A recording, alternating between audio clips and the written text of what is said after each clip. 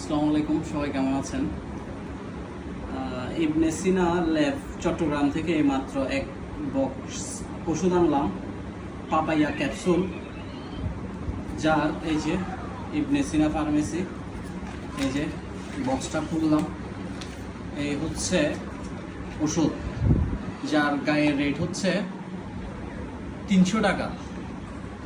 ওষুধ হচ্ছে 10টা করে 20টা। সে আমার থেকে ওষুধের দাম নিয়েছে 450 টাকা। এই যে টোটাল, হ্যাঁ এই যে 450 টাকা। তো আগে জিজ্ঞেস করলাম 300 টাকার ওষুধ আপনি 450 টাকা কেন নিচ্ছেন?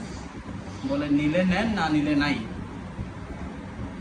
কারণ হচ্ছে এটা খুব প্রেসক্রিপশন হচ্ছে ইবনে সিনার প্রোডাক্ট আর কারো কাছে নাই নাকি, এমন এই পাপাইয়াটা।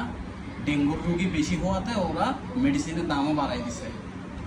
এখন এই মাত্র ওনাদের হটলাইন নাম্বারে কল দিলাম। কল দেওয়ার পরে এখানে আরেকটা বিষয়, উনি আমাকে এক বক্স মেডিসিনে ঠিক 20টা মেডিসিনই আছে।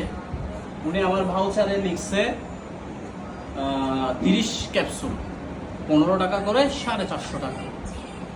তো আমি তো এখানে আসলে এক বক্সই মেডিসিন নিছি। তো বিষয়টা হচ্ছে, আমি তারপরও খুলে দেখাচ্ছি কয়টা আছে। এই যে এখন উনি কোথায় 15টা মেডিসিন রাখছে আসলে আমার জানা নাই। তো এভাবে মানুষের থেকে কিভাবে হাতিয়ে নিবে টাকা, এই চিন্তায় আছে আর কি বর্তমান বাংলাদেশের ফার্মেসি থেকে শুরু করে এত সুনামধন্য একটা কোম্পানি ইবনে সিনা, খুব ভালো মানের ওষুধ নাকি এটা। ডেঙ্গু যাদের আছে ওদের জন্য নাকি খুবই উপকারী মেডিসিন। তো আনতে গেলাম, যাওয়ার পরে এই অবস্থা।